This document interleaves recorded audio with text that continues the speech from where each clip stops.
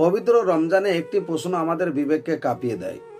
রমজানে তো শয়তান বন্দি থাকে, জাহান্নামের দরজাও বন্ধ থাকে, তাহলে আমরা এত গুনাহ করি কেন? আমরা চোখে হারাম দেখি কেন? মুখ দ্বারা অর্থাৎ জিহ্বা দ্বারাতে আমরা গীবত কেন করি?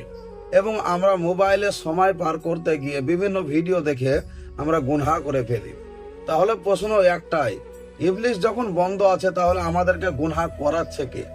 আসুন সহিহ হাদিসের আলোকে জানি।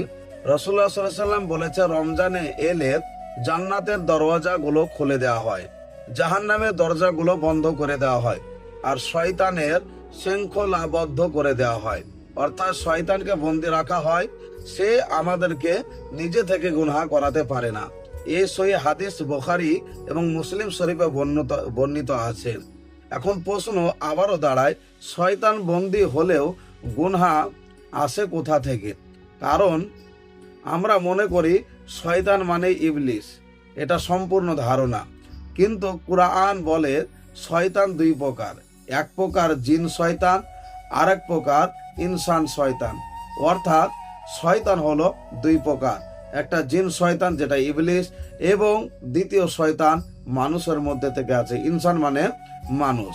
রমজান বন্দি করা হলেও দুষ্ট জিনের শয়তানদের, রমজানে বন্দি করা হচ্ছে দুষ্ট জিনদের শয়তানদেরকে, কিন্তু মানুষ শয়তানদেরকে কেউ বন্দি করে না। যে মানুষ অন্যকে গুনহার ডেকে নিয়ে যায়, সে রমজানও সক্রিয় থাকে। দ্বিতীয় এবং সবচেয়ে ভয়ঙ্কর কারণ নফস। আপনার নিজের নফস তিন প্রকার। নফসে আম্বারা, যা গুনাহ এর দিকে ডাকে, এবং নফসে লাওয়ামা, গুনাহের পর লজ্জা দেয়, গুনাহও করায় এবং লজ্জাও দেয়, এবং নফসে মুতমাইন্না, আল্লাহর দিকে টানে। এবং রমজানে শয়তান বন্দি হয়, কিন্তু নফস বন্দি হয় না। সারা বছর নফসকে যে কাজ শেখানো হয়েছে, রমজানে সে সেটাই চায়। এবার তৃতীয় নম্বর কারণ হলো অভ্যাস। অনেক গুনাহ আমরা শয়তানের জন্য করি না, অভ্যাসের জন্য করি। যেমন যে চোখ সারা বছর হারাম দেখে, রমজানে সে হঠাৎ পবিত্র হয়ে যায় না। যে জিহ্বা সারা বছর গীবত করে, অপরের গীবত করে, রমজানে সে হঠাৎ জিকিরে অভ্যস্ত হয় না। রমজান কোনো জাদুর মাস না, রমজান হলো পরীক্ষার মাস। কে নিজেকে বদলাতে চায় আর কে বদলাতে চায় না, এটাই হচ্ছে বিষয়। চতুর্থ কারণ, আমরা রোজা রাখি, কিন্তু রোজা আমাদেরকে রাখে না। রাসূলুল্লাহ সাল্লাল্লাহু আলাইহি ওয়াসাল্লাম বলেছেন, যে ব্যক্তি মিথ্যা কথা মন্দ কাজ ছাড়ে না, তার না খাওয়া আর না পান করা আল্লাহর কোনো প্রয়োজন নেই। অর্থাৎ যারা রোজা রাখার পরেও খাওয়া দাওয়া পানাহার ছেড়ে দিয়ে রোজা রেখেছে, এবং তারা মিথ্যা কথা, মন্দ কথা, খারাপ কাজ ছাড়ছে না, তাদের রোজা রেখে কোনো লাভ নেই। আল্লাহ রাসূল সাল্লাল্লাহু আলাইহি ওয়াসাল্লাম জানিয়ে দিয়েছেন বুখারী শরীফের মধ্যে। রোজা শুধু পেটের নয়, রোজা চোখের, কানের, রোজা জিহ্বার, সমস্ত কিছু, এক কথায় পুরো শরীরের রোজা। এখন প্রশ্ন, তাহলে সমাধান কি? প্রথম সমাধান, নফসের বিরুদ্ধে জিহাদ।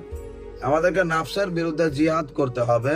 দ্বিতীয় সমাধান, হারাম মাধ্যম বন্ধ করা। যে মোবাইল গুনাহের দরজা খুলে দেয়, সে মোবাইল থেকে দূরে থাকা।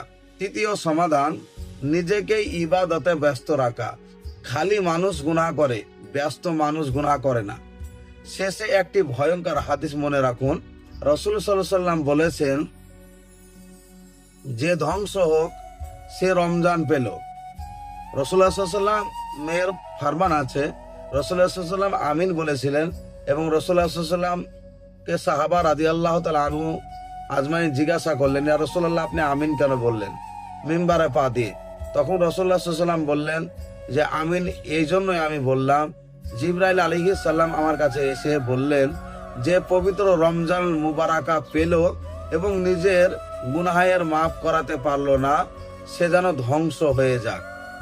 আল্লাহ রাসূল সাল্লাল্লাহু আলাইহি ওয়াসাল্লামের এই হাদিস দ্বারাতে বোঝা যায় যে পবিত্র রমজান পেয়েও আমরা যারা নিজের গুনাহকে মাফি করাতে পারলাম না, আমাদের মতো বদ নসিব আর জগতে কেউ নাই। আর আমরা আল্লাহ রাসূল সাল্লাল্লাহু আলাইহি ওয়াসাল্লামের আমিন বলার মোতাবেক আমরা ধ্বংসের পথের দিকে। তাই আমাদেরকে দুটি জিনিস খুব খেয়াল করতে হবে। তুমি শয়তানকে, আল্লাহ পাক শয়তানকে বেঁধে রেখেছে এবং আমাদের নফসকে তুমি বেঁধে দাও। এ রমজান যেন আমাদের জীবন বদলে দেয়। আল্লাহ তাবারক ওয়া তাআলার কাছে দোয়া করবেন, হে আল্লাহ, তুমি শয়তানকে বেঁধে দিয়েছো যেমন ভাবে, এবার আমাদের নফসকেও তুমি বেঁধে দাও। এ রমজান যেন আমাদের জীবন বদলে দেয়। আমিন ইয়া রাব্বাল আলামিন। এরকম সুন্দর সুন্দর ভিডিও পেতে আমাদের চ্যানেলটিকে সাবস্ক্রাইব করে আমাদের সাথে থাকুন। আর আপনারা কমেন্ট বক্সে জানাতেও পারেন আপনি কি সম্পর্কে ভিডিও দেখতে চান। ইনশাআল্লাহ সেই সম্পর্কে ভিডিও নিয়ে আসার চেষ্টা করব ইনশাআল্লাহ। আসসালামু আলাইকুম ওয়া রাহমাতুল্লাহি ওয়া বারাকাতুহু।